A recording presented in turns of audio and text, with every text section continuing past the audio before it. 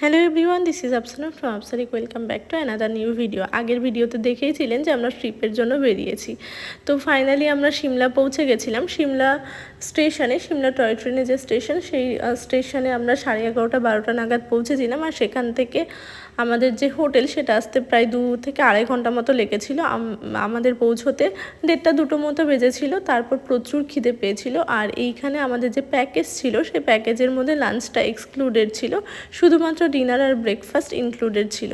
তো আসার পরে আমার প্রচুর খিদে পেয়েছিল। সবাই প্রথমে বলেছিল কি ফ্রেশ হয়ে তারপর খেতে নামবে, বাট আমি বলেছিলাম না, আগে আমি খাবো তারপর ফ্রেশ হবো। কেন কি আমার এত খিদে পেয়েছিল, মানে আমি আর কন্ট্রোল করতে পারছি না খিদেকে। মানে কখনো আমার সাথে এরকম হয়নি। তারপরে যাই হোক, আমার দেখে সবাই বললো যে আগেই খেয়ে নেবো। তো এইখানে খাওয়ার জন্যই আমরা সবাই বসেছিলাম, খাবারের জন্য ওয়েট করছিলাম। তারপর ফাইনালি আমাদের খাবার চলে আসলো। খাবারের মধ্যে শুধুমাত্র রাইস আর চিকেন কষাই অর্ডার করেছিলাম, কেন কি অন্য কিছু অর্ডার করতে পারতাম, দেরি হবে। আর আমার দেরি একদম সহ্য হচ্ছিল না। আমি বলেছি যেটা তাড়াতাড়ি যেটা দিতে পারবেন সেটাই দিন, তো সেটাই খেয়ে নেব। তো সেই জন্যই আর কি এইটাই এসেছিলো, খেতে বসে গেছে। ওইদিকে সবাই মিলে বসেছে।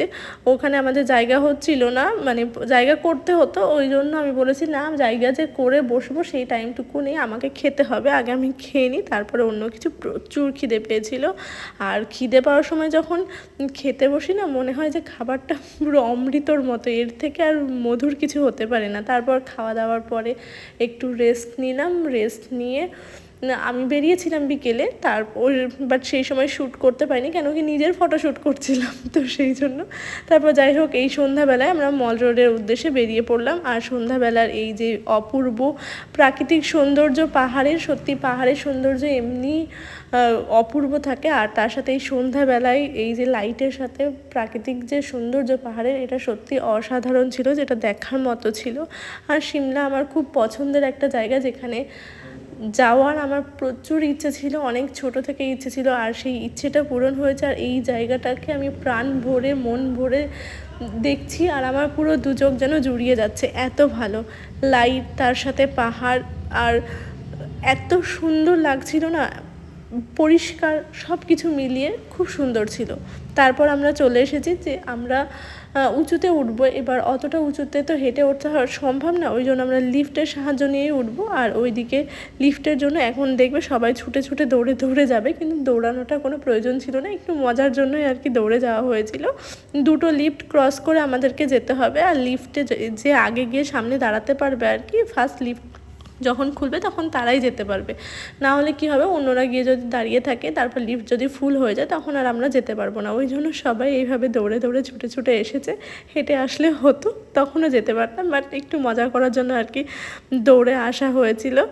সবাই দৌড়ে এসেছে, আমিও ইভেন ক্যামেরার পেছনে আমিও দৌড়ে এসেছি। এমন নয় যে শুধুমাত্র অম্বালিকার সামনে দৌড়িয়েছে, সবাই দৌড়েছিল।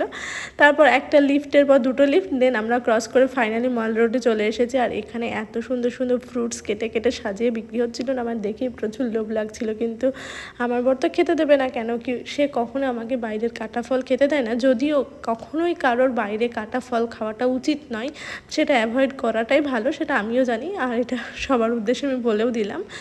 আমি খাইও নি, বাট খেতে ইচ্ছে করছিল, লোভনীয় লাগছিল, ওইভাবে সাজিয়ে রাখা ছিল, তো সেই জন্য। তারপর এখানকার দৃশ্যটা দেখো, একদম প্রচুর দোকান রয়েছিল, মনে হচ্ছিল সব কিছু আমি শপিং করে নিয়ে যাব, বাট আমি এখান থেকে কিছুই কিনিনি, কেন কি দেখতে দেখতে আমার সময় শেষ, দেখতে আর খেতে। আর আমি খেতে এত ভালোবাসি, মানে আমি খাবার পেলে আর কিছু কিনতে হবে না, আমাকে খাইয়ে দাও তাহলেই আমার শান্তি, মানে মন শান্তি, মানে সব কিছু শান্তি।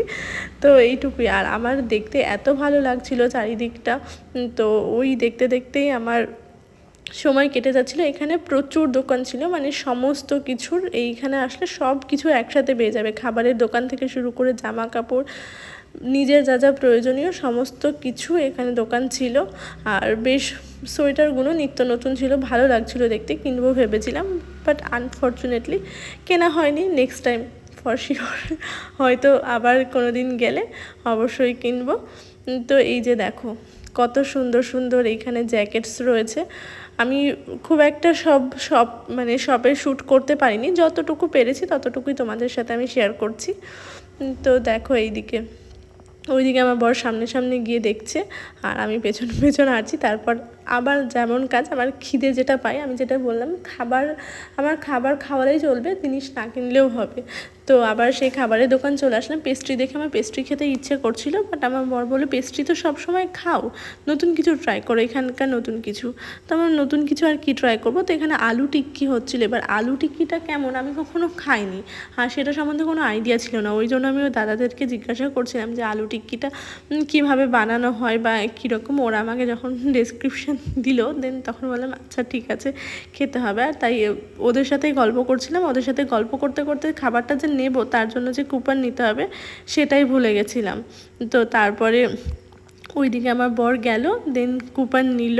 ওরা আমাদের কথা শুনে হাসছিল যে জিজ্ঞাসা করছি কী দিয়ে বানানো কি, ওই জন্য হয়তো কেউ এরকম জিজ্ঞাসা করে না, আমি হয়তো প্রথম জিজ্ঞাসা করেছিলাম। কিন্তু আমার একটা কিউরিসিটি হচ্ছিল যে কী দিয়ে বানানো, এত সাজিয়ে গুছিয়ে দিচ্ছে। আর কোনো জিনিস না দেখবে ডেকোরেট করে দিলে খেতে মনে হয় স্বাদটা দ্বিগুণ হয়ে গেছে। আমার তো ভালো লাগে, মানে আমার নিজেও ডেকোরেট করে খেতে ভালো লাগে, কাউকে যদি খাওয়াই বা দিই তো একটু ডেকোরেশন করতে তো আমার ভালোই লাগে।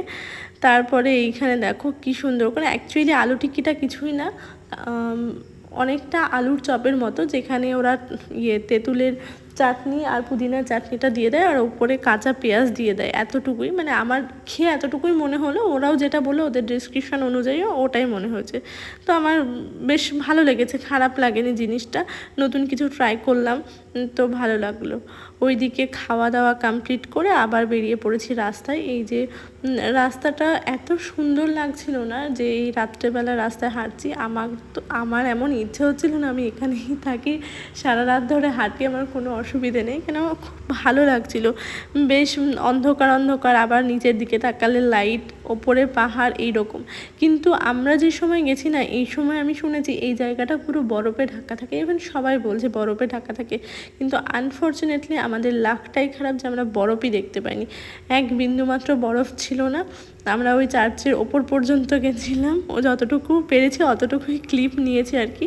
তো আমার খুব দুঃখ হয়েছে যে বরফ এখানে দেখতে পাইনি। মানে সিমলাতে মেনলি বরফ দেখার ইচ্ছে ছিল, কিন্তু সিমলাতে বরফ দেখতে পাইনি। আর এখানে পুলিশগুলোর যে মানে অ্যাটায়ার ছিল, আমার খুব ভালো লাগলো দেখতে। মানে এটা ফার্স্ট টাইম এরকম পুলিশের ড্রেস আমি কখনো দেখিনি। বেশ একটু ইউনিক না, আমার ইউনিক লেগেছে, বাট ভালোও লেগেছে জিনিসটা।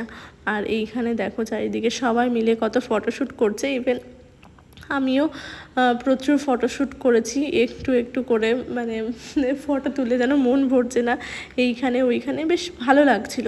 আর জায়গাটা তো সত্যি অসাধারণ, জায়গাটার যত বলবো ততই কম, বলার মতো অতটাও কিছু নেই।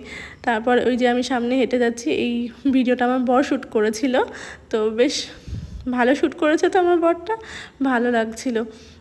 আর এই যে রাত্রের ভিউ, ও মাই গড, অসাধারণ অসাধারণ সত্যি। এটা তো ভিডিওতে তোমাদের কতটা ভালো লাগছে জানি না, খালি চোখে পুরো চোখ জোড়ানো মতো দৃশ্য ছিল, এত সুন্দর ছিল, পুরো অপূর্ব দৃশ্য ছিল। আমার তো খুব ভালো লেগেছে, মানে আমি এইখানেই দাঁড়িয়েছিলাম 15 মিনিট মতো, আমার এত ভালো লাগছিল।